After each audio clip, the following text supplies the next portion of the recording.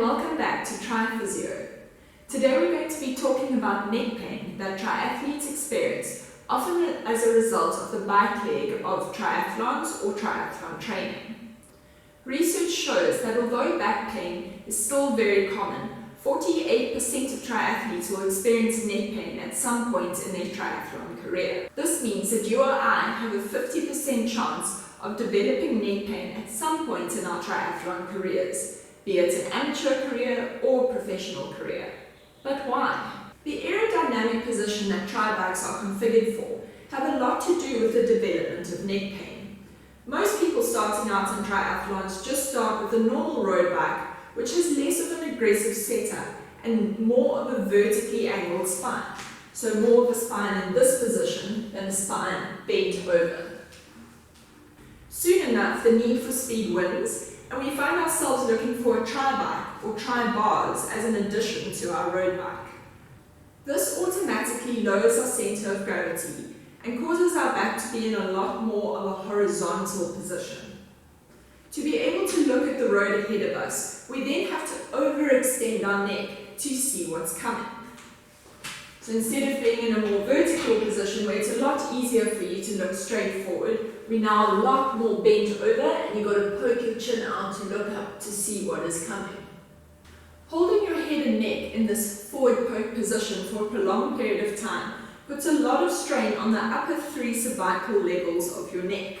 So those three vertebral bones get very compressed. You can see if I extend that back, how close that space joins together, and that's where those three vertebral bones become very compressed. The strain placed on the soft tissue structures, so your ligaments and your muscles that attach to this area of your spine, as well as the joints themselves, contribute to what we call cervicogenic headaches. This refers to a type of headache or pain in your head that is actually sourced from your neck.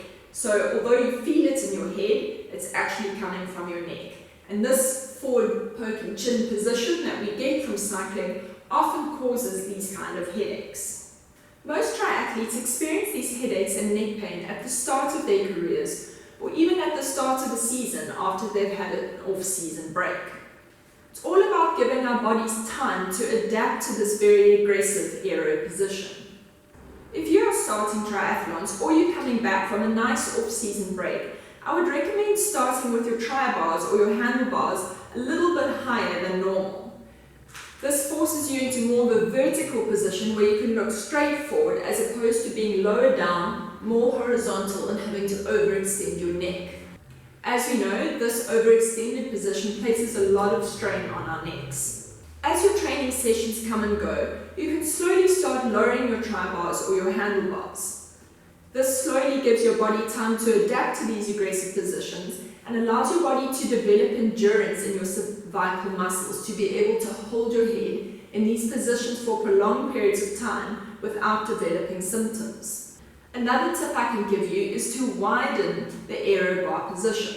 At the moment I don't have aero bars on my bike, but if for example the aero bars were here, I would suggest that you widen them to about there as you come back from your season's break, or if you're starting out and you're new to triathlons. The reason being is that the more narrow your bars are, you can see how much more of an aggressive this position is, and it places a lot of strain on your shoulder and your neck area.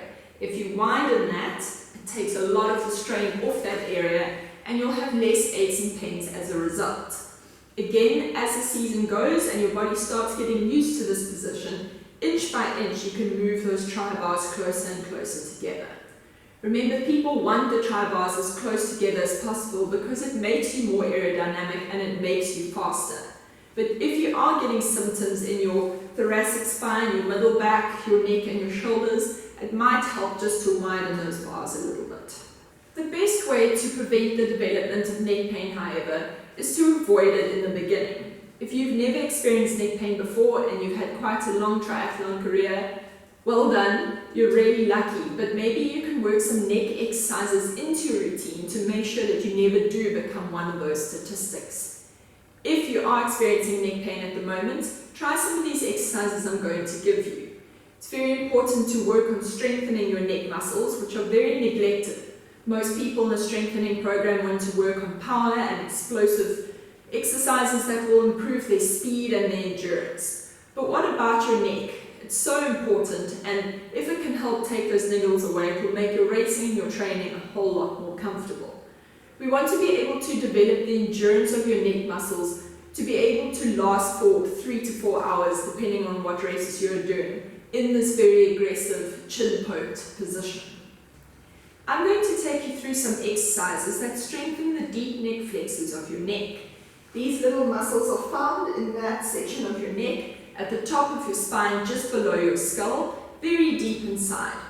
As these exercises become easier, the sets and repetitions will need to be progressed in order to constantly develop strength. If you are interested in purchasing a comprehensive neck prehabilitation program, drop us a message below and we'll definitely get in contact with you. Also, if you missed our episode on low back pain, here's the link. You can go back and watch it. It really just explains how trying to keep the natural curvature of our spine while on the bike will help to prevent developing low back pain. So this exercise is a really nice exercise to get more mobility into your upper cervical spine. All you'll need is a little gym towel. What you're first going to do is you're going to find the first little bony prominence of your vertebra under your skull.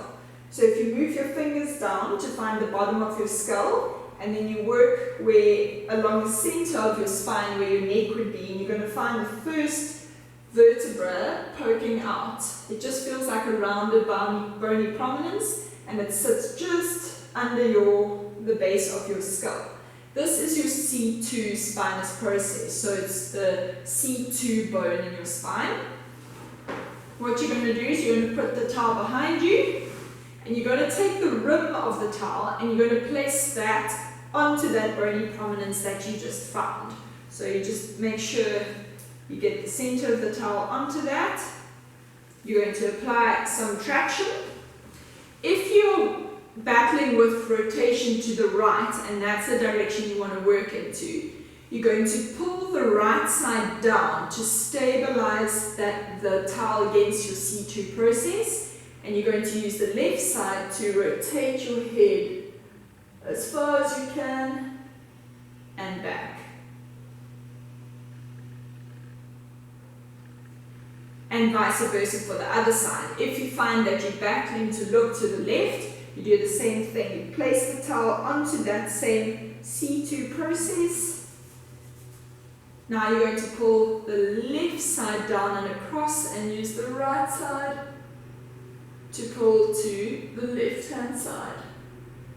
Every time you look in that direction, aim to get a little bit more and more movement every time you go back in that direction. Try and do 3 sets of 10 of this to each direction. You'll feel at the end you've got a really nice range of rotation in your neck. This next exercise I'm going to teach you how to activate the deep neck flexors, which are the deep little stabilizing muscles in your neck. The movement you want to try and achieve is as though you're making a double chin. So that horrible flab of skin that everyone doesn't like that develops. You want to try and pull your chin back in that direction as though you are making that double chin. You're not throwing your head back, you're not jamming your chin into your chest. It's just a gentle draw back as though someone is pulling you by the base of your skull backwards. Or if you're also battling, just place a finger on your chin and push gently backwards. That is how you activate your deep neck flexors. And I'm now just going to show you a simple exercise that you can use to try and develop very basic strength in those exercises. So we're going to lie on our back. You're just going to place a little rolled up towel under your head. Okay, and in this position you're going to look straight up to the ceiling and you want to draw your chin back into that double chin position, pushing back into the towel. You're going to hold in this position for 10 seconds, making sure you're not tensing the rest of your body or lifting your shoulders. You need to be able to swallow, breathe, and talk while in this position.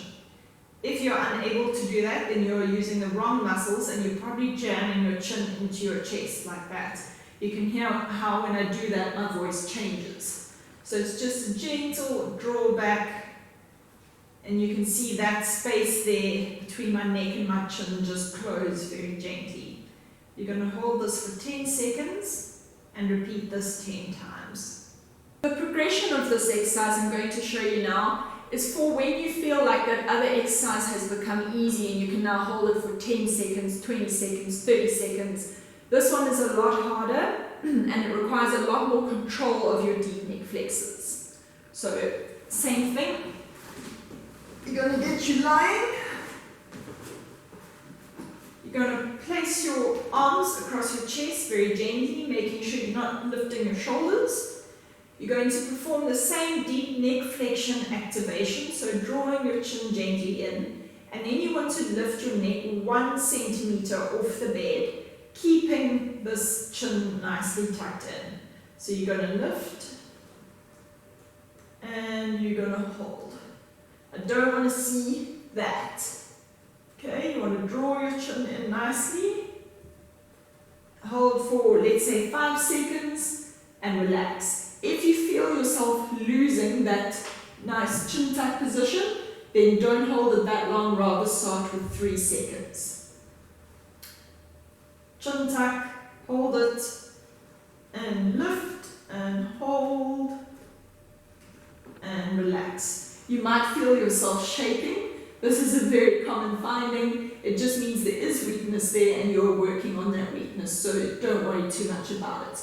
You just need to focus on not tensing the rest of your body while you're doing this exercise. Always remember to chin tuck first, hold it, and then lift your neck. Keeping your chin tuck, don't poke your chin, keep it tucked in, and put your head down. You can do 10 repeats of 3 seconds, and as this gets easier, you can then increase to 5 seconds, 7 seconds, and you can even do maybe more than 10 sets if you're feeling like you've built up enough endurance. This next exercise is called a PNF pattern. It stands for some very fancy words which we won't get into, but it's a really good exercise to build in mobility and strength at the same time. So you're going to start by making a diamond shape with your hands in front of you, as you can see.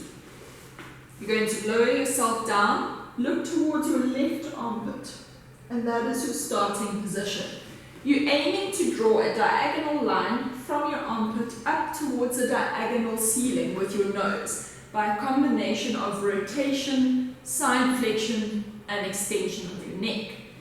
So you're going to start in that position, and you're going to draw that line all the way up to the ceiling and back down. Also the whole time trying to keep that chin tuck position that we spoke about. Make sure you're getting enough rotation and enough extension to reach that corner. And you can do that 6 times on either side. So this is what it will look like from the other side.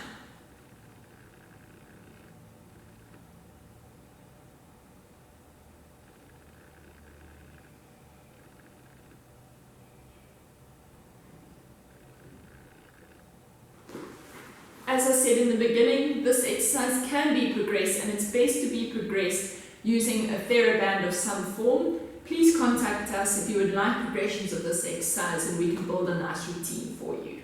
For this exercise, you're going to need a normal TheraBand. The resistance is up to you, just depends on your strength when you're starting and what you feel you're comfortable with regards to completing a full set of repetitions. This exercise aims to build some shoulder strength, some scapular control, this is your scapula over here, as well as some deep neck flexor strength into one exercise. So you're going to hold either side of the band, pull it across your chest, make sure you're not shrugging your shoulders up towards your ears, but your shoulders are set nicely back. You're activating your core and sitting nice and upright. You're going to do your deep neck flexion or your chin tuck position that we've spoken about, making a double chin. Keeping this position, you're going to rotate your head side to side while maintaining that chin tuck position.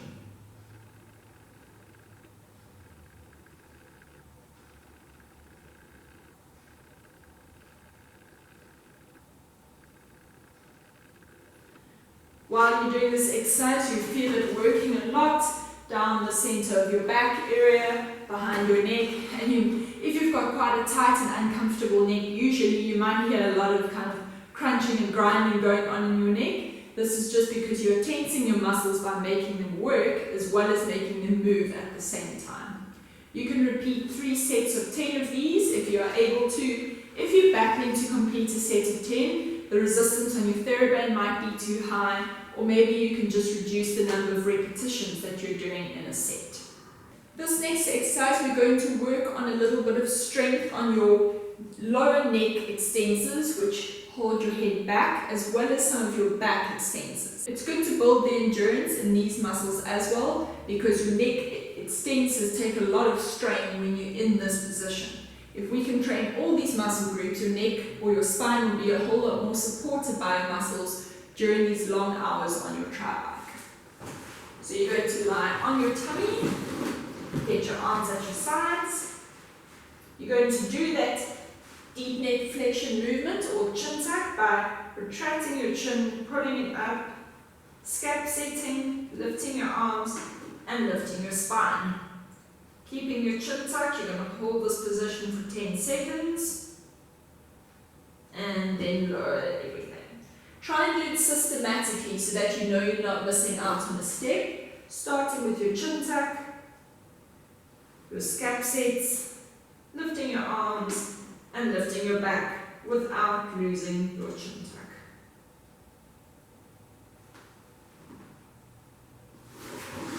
This is quite a hard exercise for a lot of people, so start even just by holding it for 3 to 5 seconds, and you can slowly work on your endurance and build that up week by week. The last exercise I'm going to show you are just some basic neck stretches. Often we get off the bike feeling really tight and uncomfortable here, and it's just nice to get a simple stretch into those muscles. So what you're going to do if you want to stretch the left-hand side of your neck, you look down to your right armpit, place your hand on your head, left hand behind your back, and instead of pulling down with your right hand, you're going to pull your left shoulder down. And you're going to hold this position for 30 seconds. On the other side, you look to your left armpit, left hand on your head, right hand behind your back, and pull your shoulder down on the right and hold for 30 seconds. You want to try and pull down more with your shoulder than pull down with your neck. If you're pulling down with this hand, you're stretching a lot on the capsules of your spine, the joints of your spine, which you don't really want.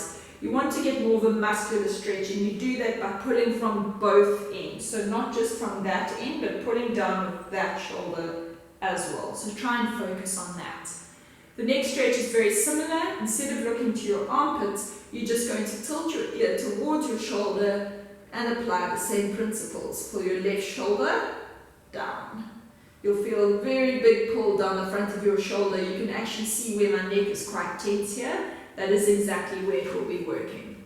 And the other side, you tilt that way. Left hand on your head, right hand behind your back, and pull down.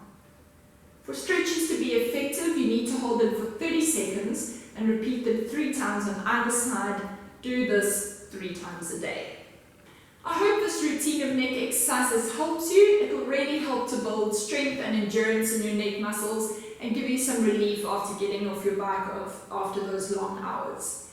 If you enjoyed this video, please don't forget to hit the like button as well as the subscribe button, which you'll find down there. And please let us know if you have any comments or any questions. We'd be more than happy to engage with you directly. Stay tuned for our next video, and we look forward to seeing you soon.